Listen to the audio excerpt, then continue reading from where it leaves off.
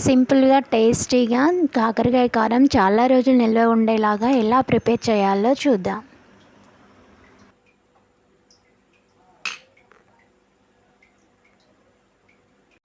Hi అండి అందరికీ. ఈరోజు అయితే నేను కాకరకాయ కారం అయితే చేయబోతున్నాను. ఈ కాకరకాయ కారం అయితే నేను ఒక పావు కేజీ కాకరకాయలు తీసుకొని ముందుగా వాటిని ఫ్రెష్గా కడిగేసి వాటర్తో, తర్వాత తడి లేకుండా తుడుచుకున్నాను క్లాత్ తోటి. ఇక్కడ నేను కాకరకాయ ముక్కలను అయితే చాలా పలుచగా రౌండ్గా కట్ చేసుకున్నాను. వాటర్ అయితే ఏమాత్రం కూడా కొంచెం కూడా తడి లేకుండా చూసుకున్నాను.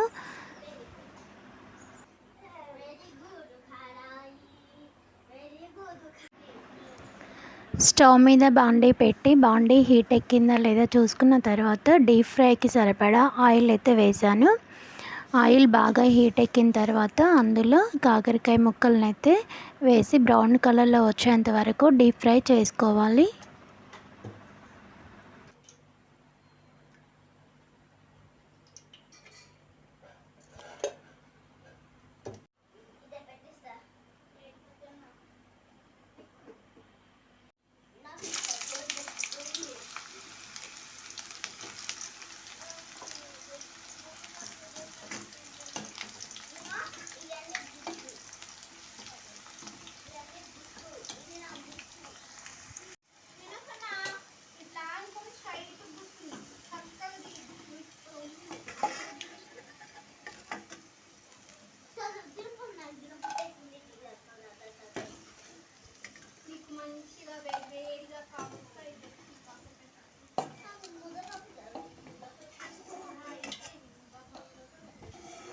ఇలా డీప్ ఫ్రై చేసుకున్న తర్వాత ఈ కాకరకాయ ముక్కలన్నీ వేరే బౌల్లోకి తీసుకోవాలి. అన్ని ముక్కలు అలాగే ఫ్రై చేసుకోవాలి.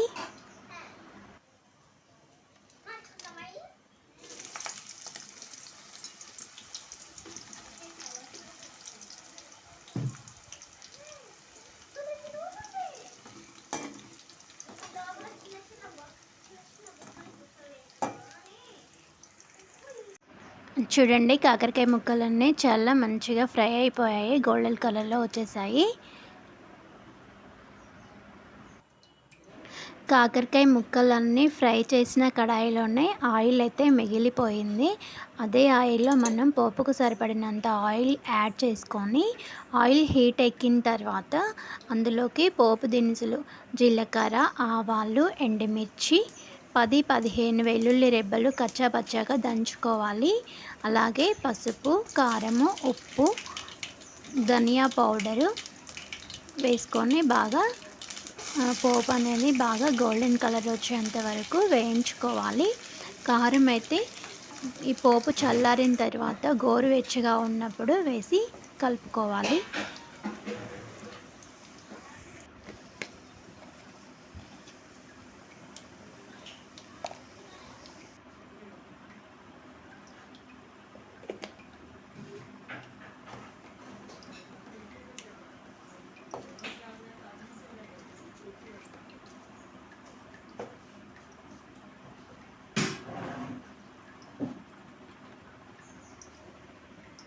ఇక్కడ మనకి పోపు అయితే గోరువెచ్చగా ఉందండి, చల్లారిపోయింది. ఇప్పుడైతే కారం వేసి సరిపడినంత కారం వేసి అయితే కలుపుతున్నాను. సరిపడినంత ఉప్పు కూడా వేసుకోవాలి.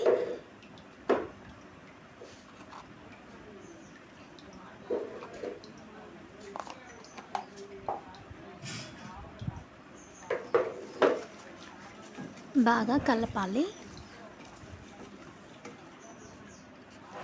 ఇప్పుడు ఈ ముక్కలన్నీ అందులో వేసి కలుపుకోవాలి.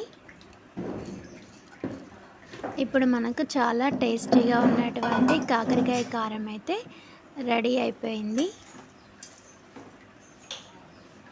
ఇది చేసిన రోజు కాకుండా నెక్స్ట్ డే తింటే చాలా టేస్టీగా ఉంటుంది. ఉప్పు కారం బాగా పడుతుంది.